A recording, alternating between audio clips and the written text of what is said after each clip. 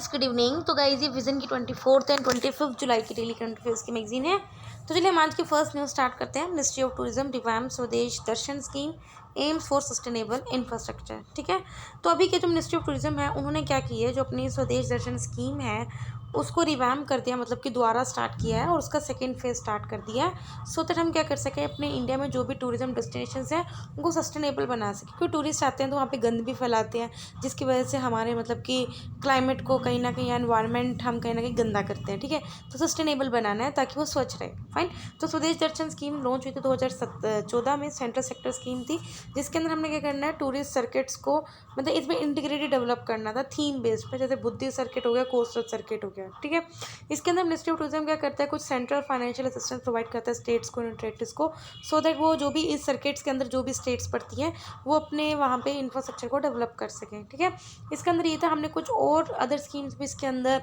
मर्ज की थी, जैसे skill India, make in India, so that हम टूरिज्म सेक्टर को एक मेजर इंजन बना सकें for job creation and economic growth. ठीक है, स्वदेश दर्शन 2 के क्या क्या फीचर है, सबसे पहले हम ये करेंगे, जो भी थीम स्पेसिफिक मतलब कि जो भी साइट्स हैं जो कल्चर हेरिटेज से रिलेटेड है या जो एडवेंचर टूरिज्म से रिलेटेड है, ठीक है, तो उनको हम क्या करेंगे, उनके लिए क्या स्टैंडर्ड्स हैं उनको डेवलप करेंगे। ठीक है, इसके अलावा किस तरह से हम उस साइट्स को सस्टेनेबल बना सके, जैसे एनवायरमेंटल, सोशियो कल्चर, इकोनॉमिकली, उन प्रिंसिपल्स को हम अडॉप्ट करेंगे। ठीक है, इसके अलावा जो टायर सेकेंड या टायर थर्ड तरह की सिटीज़ हैं वहाँ पर जो डेस्टिनेशन है उनको डेवलप करेंगे, सो दैट वहाँ पर ज़्यादा डोमेस्टिक टूरिज्म प्रमोट कर सकें। ठीक है, इसके अलावा स्टेट गवर्नमेंट क्या करेगी, अभी एक इम्प्लीमेंटिंग एजेंसी को डेजिग्नेट करेगी 4 प्रोजेक्ट्स अंडर इसका सेकेंड फेज के अंदर and inform ministry of tourism. ठीक है, इसके अलावा ये इसका जो सेकंड फेज है वो अगेन 100% सेंट्रली फंडेड है, सारा का सारा पैसा सेंटर ही देगा, और जो फंड्स को सेंक्शन किया जाएगा, रिलीज़ किया जाएगा, वो इम्प्लीमेंटिंग एजेंसी को किया जाएगा as per guidelines of scheme. ठीक है,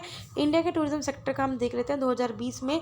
अगर हम इंडिया के जीडीपी में देखो, वो $121.9 US कंट्रीब्यूट करता है और 39 मिलियन जॉब्स भी क्रिएट करता है। इसके अलावा और इनिशिएटिव्स में जैसे नमस्ते इंडिया, इनक्रेडिबल इंडिया, पिलग्रिमेज प्रसाद स्कीम, ठीक है, ये इसलिए बनाया गया ताकि हम इंडिया के टूरिज्म सेक्टर को और बढ़ाएं। नेक्स्ट है, India too soon have join theatre command of ट्राइस services. ठीक है, तो गाइस ये जो अपनी न्यूज़ है इंटरनल उसमें कवर होगी सिक्योरिटी में। अभी के कारगिल विजय दिवस को सेलिब्रेट कर रहा है, तो एक प्रपोजल आएगी जिसके अंदर हम क्या करेंगे, joint theatre command of tri services को सेटअप करेंगे कंट्री में। ठीक है, इसको रिकमेंड किया गया है डीपी शेखताकर कारगिल रिव्यू और नरेश चंद्र कमेटीज़ के द्वारा। तो डायरेक्टली पूछा जा सकता है कि इन किस किस कमेटीज़ किससे रिलेटेड है, तो यू शुड नो। ठीक है, थिएटराइजेशन का मतलब ये है कि हमें क्या करना है, देखो हमारी 3 जो है आर्मी, एयरफोर्स और नेवी, वो तीनों जो भी अपने अपने इक्विपमेंट्स यूज़ करती हैं, ठीक है, या जो भी चीज़ें यूज़ करती हैं, उन्हें हम एक वन सिंगल रूफ के अंडर लेके आएंगे, सो दैट अगर एयरफोर्स के जो भी चीज़ें हैं, उसके इक्विपमेंट्स हैं, या फिर जो भी उसके पास इतनी मतलब कि क्या बोलते हैं मिसाइल्स हैं या जो भी हैं, तो वो अगर आर्मी या नेवी को ज़रूरत पड़े तो वो भी यूज़ कर सकती है। तो अगर हम एक सिंगल थिएटर या एक सिंगल कमांड के अंदर लेके आएंगे। ठीक है, तो theatrisation refers to placing resources of land forces, naval units and aviation asset under a single theatre commander for efficient, ताकि हम उसको और एफिशिएंटली रिसोर्सेज को यूज़ कर सके to meet objectives in India high tech warfare. ठीक है, इंडिया के पास अभी 19 मिलिट्री कमांड है, जिसके अंदर 17 को सर्विस ओरिएंटेड है। इंडिया के पास ट्राई सर्विस कमांड भी है, अंडमान निकोबार कमांड भी है, इसके अलावा स्ट्रेटेजिक फोर्सेस कमांड भी है, जो कंट्री की न्यूक्लियर कितना हमारे पास स्टोरेज है, कितना हमारे पास स्टॉक है, उन सबको देखता है। इसके अलावा हमारा एम है कि 17 जो इंडिविजुअल कमांड्स हैं उनको हमें मर्ज करके 4 या 5 यूनिफाइड थिएटर कमांड्स में लेके आना है। इससे क्या होगा, अगर हम एक कमांड के अंदर लेगा, इससे क्या होगा, बेटर आप प्लानिंग कर सकते हो और रिस्पॉन्स कर सकते हो। ठीक है, कल को कोई भी अगर ऐसे तरह का डिस्टर्बेंस आता है तो उसमें अच्छे से रिस्पॉन्ड कर सकते हो। अगर यूनिफाइड कमांड होगी तो इससे आप रिसोर्सेज को अच्छे से यूज़ कर सकते हो, which can be use as per the threat perception. और क्या मेजर्स लिए गए हैं, टेकन टू इंक्रीज इंटीग्रेशन। इसके अंदर हमने एक चीफ ऑफ डिफेंस स्टाफ की पोस्ट को इंक्लूड किया, जो कि 2-3 साल पहले हो चुकी है। इंटीग्रेटेड डिफेंस स्टाफ है जो कि ब्यूरोक्रेटिक लेवल पे है। कारगिल विजय दिवस किया है, इसको 1999 में बनाया गया था, जब इंडियन आर्मी ने इंडियन पोस्ट की जो कारगिल में थे उनको रिकैप्चर कर लिया था, जिसको ऑक्यूपाई किया हुआ था पाकिस्तान आर्मी ने। फाइन। नेक्स्ट न्यूज़ है, will Russia Ukraine deal ease global food crisis. तो गाइस ये जो इंटरनेशनल रिलेशंस में कवर होगी। रिसेंटली क्या रशिया और यूक्रेन ने एग्री किया है कि वो कुछ क्या करेगी, जो भी ग्रेन एक्सपोर्ट करते थे उनको रिज्यूम करेगी। कहाँ से? ब्लैक सी पोर्ट से। ठीक, कौन कौन से? जैसे ओडिशा, चरमोस्की, यूजनी। ठीक है, जो ये डील है निगोशिएट की गई है यूएन के द्वारा, टर्की के द्वारा। ठीक है, ये डील से क्या होएगा, इजीली जो शिप्स हैं वो यहाँ से जा सकती हैं इन सीज़ के थ्रू। ठीक है, इस डील का क्या इंपॉर्टेंस, क्या सबसे पहले ग्लोबल फूड जो इनसिक्योरिटी आ गई थी उसको थोड़ा टेंशन रिलीफ होंगी। इससे होगा Ukraine near about 22 million ton of grain को एक्सपोर्ट कर पाएगा और असेंशियल गुड जैसे सनफ्लावर ऑयल उनको भी एक्सपोर्ट कर पाएगा। ठीक है, जो ब्लैक सी में स्टक हुए थे ड्यू टू रशिया इन्वेजन। ठीक है, इसके अलावा रशिया भी जो फर्टिलाइजर को एक्सपोर्ट कर रहा था वो भी दोबारा रिस्टोर होगा। ठीक है, that is essential for assuring future high yields on crops and, और इसकी वजह से क्योंकि इसका एक्सपोर्ट कहीं ना कहीं बंद हो गया था जिसकी वजह से फूड के प्राइसेस भी बढ़ गए थे। तो अगर ये एक्सपोर्ट द्वारा रिस्टोर करता है तो फूड के प्राइसेस भी कम आएंगे क्योंकि फर्टिलाइजर्स के में रशिया नियर अबाउट 13% कॉन्ट्रीब्यूट करता है। अब रशिया और यूक्रेन की क्या इंपॉर्टेंस है ग्लोबल फूड सिक्योरिटी में, तो आप देख लो दोनों कंट्रीज अगर देखा जाए तो वर्ल्ड का अगर व्हीट सप्लाई है 1/4 कॉन्ट्रीब्यूट करते हैं, जिसमें रशिया 20% कॉन्ट्रीब्यूट करता है, यूक्रेन 28%। यूक्रेन वर्थ का 4th लार्जेस्ट एक्सपोर्टर है कॉर्न का, जिसके 16% कॉन्ट्रीब्यूट करता है ग्लोबल एक्सपोर्ट्स में। यूक्रेन इसके अलावा वर्ल्ड का लार्जेस्ट एक्सपोर्टर है किसका? सनफ्लावर का। ठीक है, तो वेरी इंपॉर्टेंट है। ब्लैक सी किसके साथ लिंक्ड है? टू सी ऑफ मरमरा, किसके through? Bosphorus, again through Dardanelles and sea of Azov through Kerch strait. ठीक है, नेक्स्ट न्यूज़ है Pakistan and China welcome interested nation joining the China Pakistan economic corridor and inordinate delays and deepening fund crisis.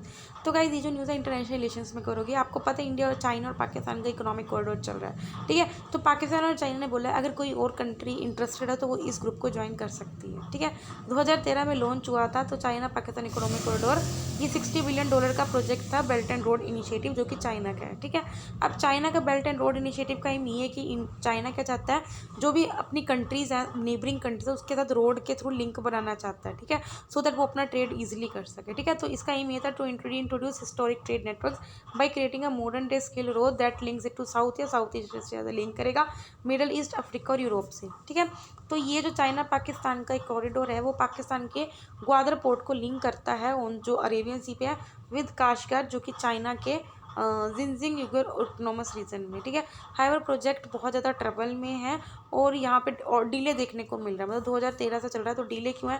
सबसे पहले तो financial crisis है क्योंकि पाकिस्तान का जो डोमेस्टिक फाइनेंशियल बहुत ज़्यादा क्राइसिस चल रहा है। ठीक है, रियल इस्टेट क्राइसिस भी और डिपोजिटर्स का प्रोटेस्ट भी है। ठीक है, इसके अलावा क्या फंडिंग में ट्रांसपेरेंसी नहीं है जिसकी वजह से मतलब जो पाकिस्तान है वो भी डेब्ट ट्रैप में फंसी जा रहा है। ठीक है, और ये क्लासिक एग्जांपल बोला चाइना की चेकबुक डिप्लोमेसी। आप देख रहे हो उधर किस तरह से श्रीलंका भी चाइना के डेब्ट ट्रैप में पड़ा है और इधर पाकिस्तान भी चाइना के डेब्ट ट्रैप में फंसा जा रहा है। ठीक है, सिक्योरिटी थ्रेट क्या है?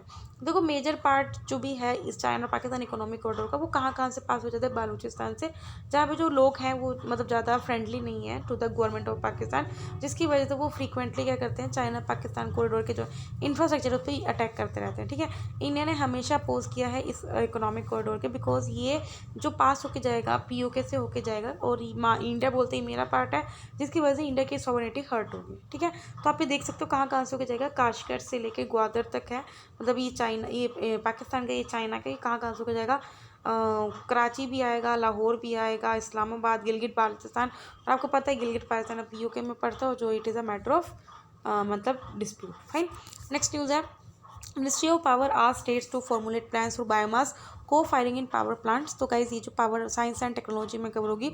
तो गाइज अभी हमें क्या करना है, मतलब जैसे अभी जो हमारे पावर प्लांट्स हैं वो कोल को यूज़ करके इलेक्ट्रिसिटी प्रोड्यूस करते हैं। तो ऑब्जेक्टिव यही है कि हमें क्या करना है, जो हमारा बायोमास होता है, जो भी वेस्ट हो गया बायोमास, जैसे राइस हस्क हो गया, ठीक है, या फिर कुछ भी हो गया, शुगर केन का हस्क हो गया, है ना, जो बच जाता है, तो उसको आप किस तरह से यूज़ कर सकते हो थर्मल पावर प्लांट्स में, उसको को फायरिंग करके, सो दैट आप क्या कर सको आगे, क्योंकि अब देखना पैडी का सीज़न आएगा तो राइस को हार्वेस्ट किया जाएगा, तो फिर पैडी को बोला जाएगा कि की वजह से लोग जला रहे हैं। ठीक है, तो स्टबल बर्निंग या एयर पोल्यूशन को रिड्यूस करने के लिए किस तरह से हम क्या कर सकते हैं, उस बायोमास को यूटिलाइज कर सकते हैं थर्मल पावर प्लांट्स में, तो इसकी बात की जाइए। इससे पहले अक्टूबर 2021 में भी गवर्नमेंट ने एक पॉलिसी इशू करी थी जिसमें बोला था कि जो भी एग्रीकल्चर से रेसिड्यू बचता है उसको हम किस तरह से यूज़ कर सकते हैं, और मैंडेटरी भी किया था कि हमें 5 से 7% ऑफ बायोमास को यूज़ करना है और कोयले के साथ उसे भी फायर करना करना है। को फायरिंग का मतलब उसके साथ हमें कोयले के साथ उसको भी फायर करना है for all the thermal power plant, तो उनको मैंडेटरी किया गया। मिनिस्ट्री ने ऑल्सो लॉन्च किया था Samarth, that is the sustainable agrarian mission on the use of agro residue thermal power plant mission 2021 में, सो दैट हम बायोमास को यूज़ कर सकें थर्मल पावर प्लांट्स में। बायोमास को फायरिंग का मतलब क्या है? बायोमास को फायरिंग का मतलब क्या है? आप कोयल फायर्ड पावर प्लांट्स में कोयले के साथ बायोमास को भी बर्न कर रहे हो। ये जो मैं आपको ऑलरेडी बता चुकी हूँ। इसमें 3 तरह की को फायरिंग होती है, डायरेक्ट, इनडायरेक्ट, पैरेलल। डायरेक्ट में क्या होता है, दोनों को एक ही फर्नेस में आप बर्न करते हो, बायोमास को भी कोयल को भी। इनडायरेक्ट में क्या करते हो, जो सॉलिड बायोमास है उसको पहले एक क्लीन फ्यूल गैस में कन्वर्ट करते हो और फिर उसको बायोमास गैसीफायर में यूज़ करते हो। पैरेलल को फायरिंग में क्या होता है, सेपरेट बॉयलर होता है जिसमें बायोमास को अलग से आप इंस्टॉल करते हो in addition to conventional boiler. ठीक है, सिग्निफिकेंस की ऑफकोर्स जैसे ग्रीन हाउस गैस एमिशंस कम होंगे, फार्मर्स को भी इनकम आएगी क्योंकि फिर उनका जो रेसिड्यू जो बेच जाता था वो उसको बेचेंगे, चाहे वो 1 रुपये में बेचे तो 2 रुपये में बेचेंगे, तो इनकम तो उनकी बढ़ेगी। कोल पावर प्लांट्स भी अपने आप को क्विकली रेट्रोफिट कर सकते हैं क्योंकि उनको इस तरह की टेक्नोलॉजी लानी पड़ेगी जिसमें वो को फायर कर सके, तो उनको रेट्रोफिटिंग की ज़रूरत पड़ेगी। ठीक है, कॉस्ट इफेक्टिवली और एग्जिस्टिंग जो नेटवर्क कोल प्लांट्स हैं उन पर भी काम कराना। ठीक है, नेक्स्ट न्यूज़ है मनी पॉक्स एक public health emergency of international concern world WHO। आपने देखा भी मनी पॉक्स का पहला केस देखा गया इंडिया में, तो WHO ने बोला ये भी पब्लिक हेल्थ एमरजेंसी बन चुकी है ऑफ इंटरनेशनल कंसर्न। ठीक है, मनी पॉक्स ने जो भी रिक्वायरमेंट थी, किसी भी डिजीज़ को आप कब डिक्लेयर करते हो कि वो पब्लिक हेल्थ एमरजेंसी है, एंडेमिक है या फिर पेंडेमिक है, वो उसकी पे डिपेंड करता है। ठीक है, तो WHO ने इसको रिकग्नाइज कर दिया है। ठीक है, अभी क्या है इंटरनेशनल, अब मैं ज़रा एक बार बता दूँ कि डिफरेंस क्या है एंडेमिक, एपिडेमिक और पेंडेमिक डिजीज में। ठीक है, देखो आपको पता कोविड पेंडेमिक थी उससे पहले, लेकिन उसको एपिडेमिक भी यूज़ करा था। एंडेमिक क्या होता है, वो सिर्फ कुछ ही पॉपुलेशन में फैली हुई है और कम, उनका स्प्रेड होने का जो रेट है वो कम है, मतलब ईजिली स्प्रेड नहीं हो रही। एपिडेमिक क्या होता है, एकदम से उसके केसेस में इंक्रीज़ हो जाना और ज़्यादा अलग लोगों में पॉपुलेट मतलब कि फैल जाती है। पेंडेमिक क्या होती है, जब वो हर एक कंट्रीज़ ओवरऑल या हर एक कॉन्टिनेंट्स में ऑलमोस्ट पहुंच चुकी होती है, तो उसको पेंडेमिक बोलते हैं, जैसे कोविड बन गया था। ठीक है, तो अभी क्या है जरा हम देख लेते हैं। इंटरनेशनल हेल्थ रेगुलेशंस के अकॉर्डिंग किसी भी आउटब्रेक को public health emergency of international concern कब क्वालिफाई करता है, अगर तो अनयूजुअल आ गया है और उसमें पोटेंशियल है कि वो बहुत ज़्यादा तेज़ी से स्प्रेड हो सकते हैं इंटरनेशनली। उसके अलावा अगर उसको इमीडिएट इंटरनेशनल रिस्पॉन्स चाहिए। ठीक है, अगर एक बार इस इंटरनेशनली फैल गई तो ये पेंडेमिक डिक्लेयर कर देते हैं। ये जो public health emergency of international concern है WHO का हाईएस्ट लेवल होता है अलर्ट का, और इसकी अनाउंसमेंट से ये हो गया है कि अब आप फंडिंग को रिलीज़ कर दो, मतलब रिस्पोंड करो, सो दैट इसको डिजीज़ को पहले प्रिवेंट किया जाए, ताकि वैक्सीन को शेयर किया जाए, ट्रीटमेंट स्टार्ट किया जाए। अभी तक इसके 15,000 केस आ चुके हैं 60 कंट्रीज़ में। मनी पॉक्स क्या ही वायरल डिजीज़ है जो स्प्रेड होता है विया क्लोज कॉन्टैक्ट, और इसके जो सिम्टम्स होते हैं वो फ्लू की तरह होते हैं और आपके स्किन में भी कुछ पस वगैरह देखने को मिल सकता है। करंट जो आउटब्रेक होता है is unlike any previous one out of Africa, sustain person to person transmission है, स्प्रेडली हो रही है, मैन में ज़्यादा देखने को मिल रहा है। It has been spreading chiefly man who have sex with man in the recent break outside the Africa where it is endemic. ठीक है, अभी इंटरनेशनल जो हेल्थ रूल्स हैं 2005 के देख लेते हैं। ये बाइंडिंग है, इंटरनेशनल लीगल एग्रीमेंट है जिसके अंदर 196 कंट्रीज़ हैं, इसके अंदर सभी WHO की मेंबर स्टेट्स भी हैं। फाइन, अब हम आते हैं छोटी छोटी न्यूज़ पे। Flag code of India 2002। ठीक है, अभी के इस कोड को अमेंड किया गया है सो दैट इसके अंदर क्या होगा, आप नेशनल फ्लैग को डे या नाइट में आप फहरा सकते हो if it has been hoisted in open और on the house of a member of public. ठीक है, इससे पहले ट्राई कलर को सिर्फ अलाउड था कि वो सनराइज से सनसेट तक ही फैल सकता है irrespective of the weather condition. ठीक है, लेकिन अब आप कभी भी इसको फहरा सकते हो। कोड के अंदर क्या है कि नेशनल, देखो ये जो फ्लैग कोड है इसके अंदर है क्या, नेशनल फ्लैग को डिस्प्ले करने की क्या लॉज हैं, प्रैक्टिस है, कन्वेंशन, इंस्ट्रक्शन, गाइडलाइन, सब कुछ हैं। ये गवर्न करते किस तरह से नेशनल फ्लैग को आप डिस्प्ले कर सकते हो, किसी भी प्राइवेट मेंबर के द्वारा, पब्लिक या गवर्नमेंट इंस्टीट्यूशंस के द्वारा। नेक्स्ट है India Japan maritime partnership exercise, इसको कंडक्ट की गई है बिटवीन जापान की मैरीटाइम सेल्फ डिफेंस फोर्स और इंडिया नेवी के द्वारा अंडमान सी में। ऑफ कोर्स इसका एम क्या है कि हम दोनों कंट्रीज की इंटरऑपरेबिलिटी को अच्छा बना सकें, कम्युनिकेशन प्रोसीजर्स को। नेक्स्ट है वेस्ट वाटर सर्विलियंस। तो वेस्ट वाटर आपको पता ही कौन से होते हैं, जिसमें बहुत ज़्यादा पैथोजेंस होते हैं जैसे बैक्टीरिया, वायरस, प्रोटोजोआ होते हैं। ठीक है, और ये एक्सीलेंट टूल होते हैं फॉर ट्रैकिंग देयर प्रेजेंस, ये क्वाइट इकोनॉमिकल और प्रोवाइड, मतलब आप क्या करते हो वेस्ट वाटर को मोनीटर करो, सर्विलियंस का मतलब देखना। ठीक है, तो इसके अंदर क्या होता है रियल टाइम डाटा प्रोवाइड कर देगा डेवलपिंग कंट्रीज इंडिया जैसी को, ठीक है, जहाँ पे सबके पास हेल्थ केयर का एक्सेस नहीं होता। इससे क्या आएगा, क्रूशियल रोल हम प्ले करेंगे इन इरेडिकेशन ऑफ पोलियो। ठीक है, ये एक अर्निंग वार्निंग सिस्टम होगा जिसमें हम कुछ वेस्ट वाटर में कुछ पैथोजेंस को डिटेक्ट कर सकते हैं, जैसे अगर उस वेस्ट वाटर में डेंगू है, इन्फ्लुएंजा है, ये सब कुछ है, इस तरह को हम पहले डिटेक्ट कर सकते हैं और इससे रिलेटेड जो रिस्क है उनको प्रेडिक्ट कर सकते हैं और पहले ही लोगों को वार्न कर सकते हैं। फाइन। नेक्स्ट न्यूज़ है क्लोरेरा। अभी के इंडिया और यूके से जो रिसर्चर है उन्होंने क्या करा है, एक जीनोम की स्टडी करी है जो रिस्पॉन्सिबल है फॉर क्लोरेरा। क्लोरेरा है क्या, एक्यूट डायरियल इन्फेक्शन है जो अगर आप कंटेमिनेटेड फूड या वाटर खा लेते हो तो उसकी वजह से होता है विद द बैक्टीरिया विब्रो क्लोरेरा। ठीक है, सिम्टम्स क्या, पेट में दर्द रह सकता है, vomiting, fever, acute watery diarrhoea हो सकता है, लूज मोशन टाइप लग सकते हैं, ठीक है, इवन लीडिंग टू डेथ। ठीक है, प्रिवेंशन कंट्रोल किया, सेफ वाटर यूज़ करो, अच्छा सैनिटेशन हाइजीन यूज़ करो, ठीक है, और कुछ वैक्सीन्स भी हैं। फाइन। नेक्स्ट है snow leopard. Zoological survey of India की स्टडी के अकॉर्डिंग जो स्नो लेपर्ड रेगुलेट करते हैं population of its herbivorous prey species Siberian ibex and blue sheep. ठीक है, क्योंकि स्नो लेपर्ड खाते हैं इन दो को, तो अगर स्नो लेपर्ड की पॉपुलेशन सही होगी तो इनकी भी पॉपुलेशन को रेगुलेट करते हैं। इसलिए अगर लॉन्ग टर्म अगर स्नो लेपर्ड्स एब्सेंट रहते हैं तो उसकी वजह से वेजिटेशन कवर का डिप्रेशन, क्योंकि ये हर्बीवोरस एनिमल है तो ये ज़्यादा घास खाएंगे, ज़्यादा घास खाएंगे तो वेजिटेशन कवर भी रिमूव होगा। ठीक है, स्नो लेपर्ड है क्या, ये शेड्यूल 1 में है Indian wild life protection act के अंदर। रेड लिस्टेड इसका वल्नरेबल है। हैबिटेट कहाँ कहाँ पाए जाते हैं, सेंट्रल एशिया के माउंटेनियस लैंडस्केप में जैसे लद्दाख, हिमाचल, उत्तराखंड, सिक्किम में। थ्रेट्स किया, उनका नेचुरल जो प्रे है वो लॉस हो रहा है, ह्यूमन एनिमल कॉन्फ्लिक्ट हो गया, इलीगल ट्रेड हो रहा है। ठीक है, नेक्स्ट है वेंटियन। चाइना ने रिसेंटली लॉन्च किया है second of 3 modules with permanent space station Tiangong, जिसको कंप्लीट किया जाएगा बाय द एंड ऑफ 2022। तो गाइस थोड़ी सी डिस्टर्बेंस हो रही है क्योंकि जो मेरा लाइक रूम है वो ऑन द रोड साइड है, और रोड साइड आपको पता है आजकल कावड़ वगैरह चल रही है, इस वजह से थोड़ी सी डिस्टर्बेंस है। मॉड्यूल का नाम है वेंचियन। ठीक है, serve as a short term, ये एक एस्ट्रोनॉट्स को एक short term living quarters provide करेंगे during the relocation. Long term accommodation provide करेंगे फॉर जस्ट 3 एस्ट्रोनॉट। ठीक है, 2021 में चाइना ने लॉन्च किया था थियाने मॉड्यूल जो कि मेन लिविंग क्वार्टर था। नेक्स्ट है khadi. Khadi cloth issue face कर रहा है क्योंकि इसके प्राइस बहुत ज़्यादा बढ़ गए हैं इसके रॉ मटेरियल्स के। Khadi and village industries commission के अकॉर्डिंग खादी वो होता है, वो any cloth which is woven on handloom in India from cotton, silk या वुलन क्लॉथ से बना रहे हो और किसी दो के मिक्सचर से बना रहे हो। खादी क्लॉथ में क्या होना चाहिए, तो पहली बात वो हाथ से चुना होना चाहिए, हैंड्स पर होना चाहिए। खादी मार्क रेगुलेशन 2013 के अंदर KVI इसने इशू किया था khadi mark tag and label, so that अगर आप खादी ये प्रोडक्ट्स को सेल, ट्रेड और प्रोड्यूस कर सको। ठीक है, नेक्स्ट है Modhera sun temple. Government plan कर रही है कि वो अहमदाबाद रेलवे स्टेशन को डेवलप करेगी on the theme of Modhera sun temple. Modhera sun temple है कि मोधेरा विलेज में लोकेटेड है, गुजरात में, on the bank of river Pushpavati. 11th century by king Bhima one ने बनवाया था in the honour of sun god. UNESCO world heritage है और इसको डेजिग्नेट किया इन सच अ वे ड्यूरिंग, क्योंकि हर एक जो इक्विनॉक्स होता है, मतलब 2 बार आते हैं इक्विनॉक्स, जब इक्वल नाइट होती है तो फर्स्ट डे जो राइजिंग सन की है वो इस पे डायमंड पे पड़ती है on the head of the sun god. और कौन कौन सन टेम्पल आपको पता होगा, ठीक है, एक तो उड़ीसा में भी है ना, कोणार्क टेम्पल। ठीक है, कतमारा सूर्य टेम्पल उत्तराखंड में, सूर्य पहाड़ टेम्पल असम में है, बिहार में दक्षिणा सन टेम्पल एंड तमिलनाडु में सूर्य कोविल। कुछ प्लेसेस हैं न्यूज़ में, जरा हम देख लेते हैं। जापान, अभी यहाँ वोल्केनो आया सकुरमुजिमा वोल्केनो, वेस्टर्न जापान में आइलैंड कुशु में।